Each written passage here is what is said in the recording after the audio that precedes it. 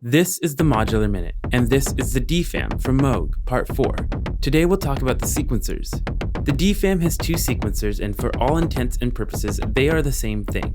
They are both 8-step analog sequencers that output voltage between 0 volts and positive 5 volts, and they advance at the same time following the tempo set by this knob. Because of the way they are implemented, one might consider them to be two parts of a single sequencer, but the only real difference between them is where they are internally routed on the DFAM.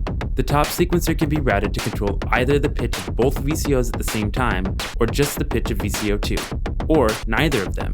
The other sequencer is routed to control the velocity, or emphasis, of all three envelopes, which means that when steps are turned down, a note may feel quieter and softer versus louder and harder when it's turned up.